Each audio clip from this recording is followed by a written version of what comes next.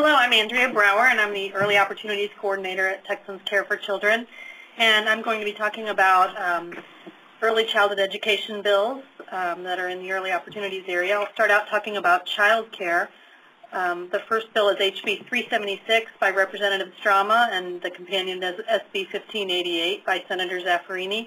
And this bill redirects 2% of the federal community development block grant funds to go to quality child care initiatives. And it sets up a tiered reimbursement rate for child care providers that achieve quality designations. And the intent of the bill is to incentivize more child care providers in the subsidy system to achieve these quality designations and raise the quality of child care in the subsidized system. HB 660 by Representative Strama requires the Texas Workforce Commission to set up a program mirrored after the TEACH program now, which provides child care workers to, which allows scholarships to child care workers to get higher education and wage supplementation for their work in child care centers. SB 1119 by Senator West is a child care ratio bill, and it reduces the ratio that is required in child care centers. The Child Care Licensing Department and DFPS said that in 2010 that the ratios were not safe at the current levels. So this takes it down, not to those levels, but a little bit lower. And to note, Texas is tied for second nationally as the highest child care ratios in the nation. So we believe this bill is a step in the right direction.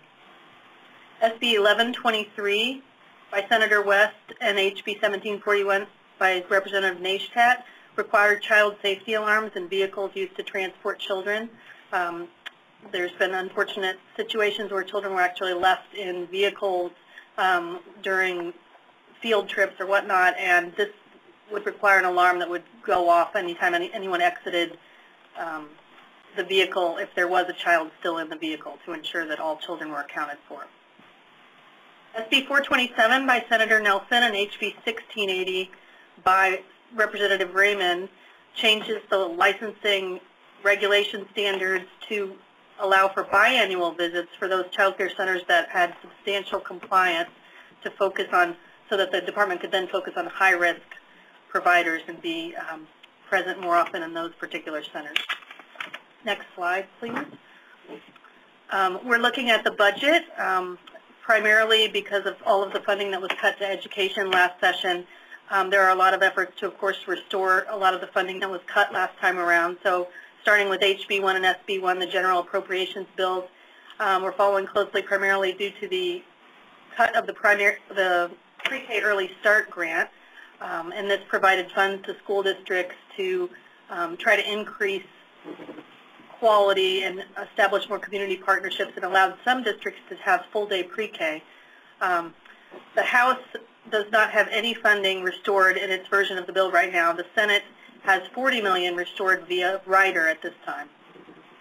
HB 873 by Representative Anchia would restore all grant programs at the Texas Education Agency to the levels that were there in 2011, August of 2011, before the cuts took place from the last session.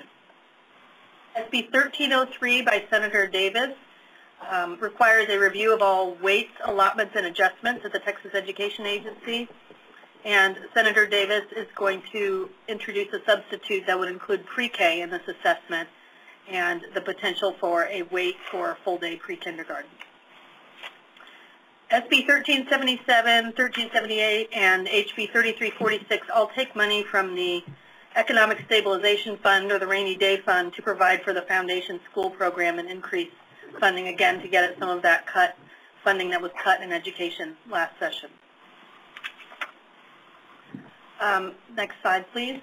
Pre-K, just as a starting place, pre-K in Texas is currently required by law as a half day for children that are 185% of the poverty level, that are limited English proficient, and are children of people in the military.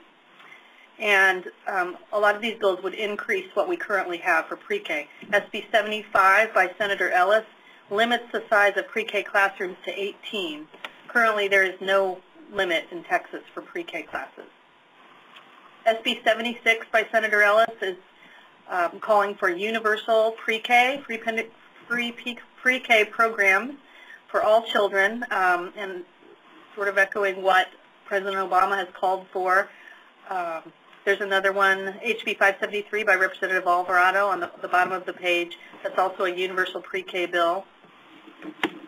HB 96 by Representative Villarreal also expands pre-K to full day, but this would be for at-risk students only, the ones that are currently eligible right now, but would allow for full day.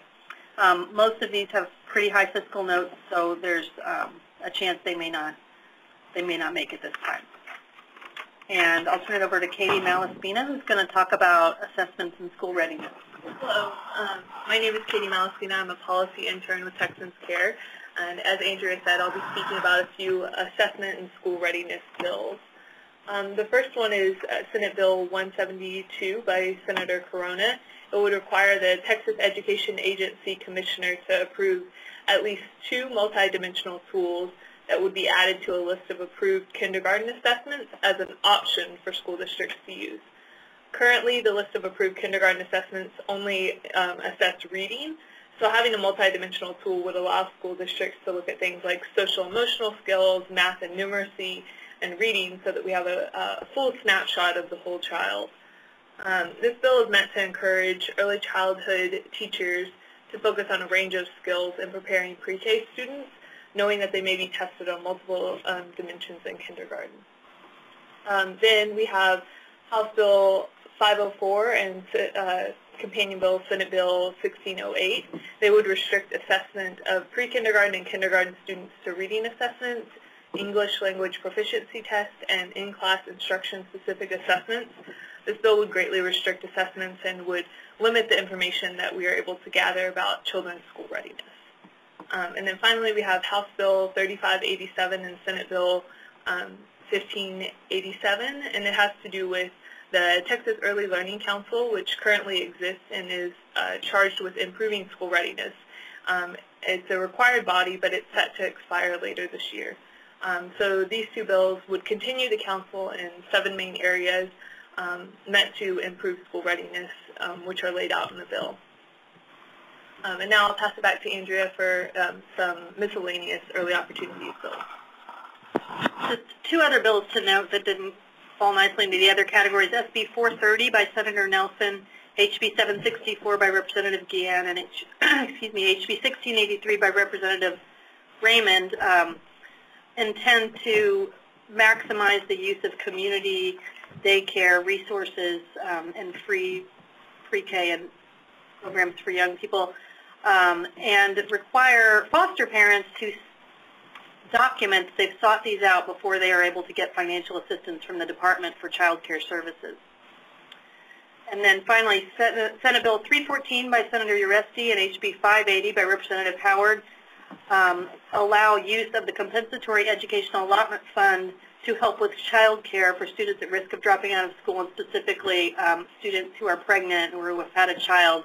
It allows for child care for those children of students.